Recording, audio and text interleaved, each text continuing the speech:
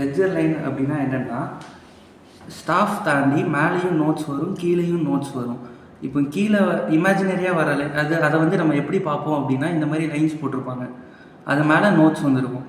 இந்த லைன்ஸ்க்கு பேர் தான் லெட்ஜர் லைன். இதை வந்து இமேஜினரி லைன் அப்படின்னு சொல்லுவாங்க.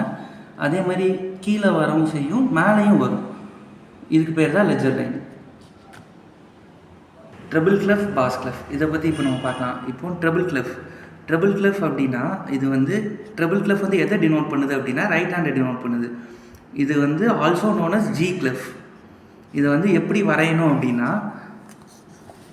செகண்ட் லைனில் ஆரம்பிக்கணும். கீழே இருந்தால் நம்ம கவுண்ட் பண்ணணும் லைன்ஸ் எப்போவுமே. ஸோ ஃபஸ்ட் லைன் செகண்ட் லைனில் ஆரம்பித்து தேர்ட் லைனை டச் பண்ணிவிட்டு திருப்பி அதே மாதிரி ஃபஸ்ட் லைனை டச் பண்ணிட்டு அப்படியே மேலே போய் திருப்பி கீழே வந்து இப்படி முடிக்கணும். இது வந்து ட்ரிபிள் கிளெஃப். இப்போ பாஸ் கிளெஃப் அப்படின்னா அது வந்து லெஃப்ட் ஹேண்டை டினோட் பண்ணுது. It is also known as F clef. இதை எப்படி வரையணும் அப்படின்னா 1 2 3 4 ஃபோர்த் லைனில் ஆரம்பித்து ஃபிஃப்த் லைனை டச் பண்ணிவிட்டு திருப்பி இந்த ஃபஸ்ட் அண்ட் செகண்ட் ஸ்பேஸுக்குள் நடுவில் வந்து முடிக்கணும். இது வந்து பாஸ் கிளெஃப். இந்த சிம்பிளுக்கு அப்புறம் வர நோட்ஸ் எல்லாமே லெஃப்ட் ஹேண்டை வச்சு வாசிக்கணும். இப்போது ரைட் ஹேண்டில் வந்து காட்டுங்க. ரைட் ஹேண்டில் முடிகிறது எல்லாமே, ரைட் ஹேண்டுக்கு அப்புறம் வர எல்லாமே ரைட் ஹேண்டில் வாசிக்கணும். ஓகே. ஸ்டாஃப் அப்படின்னா என்னென்னா, ஒரு 5 ஹரிசாண்டல் லைன்ஸ்.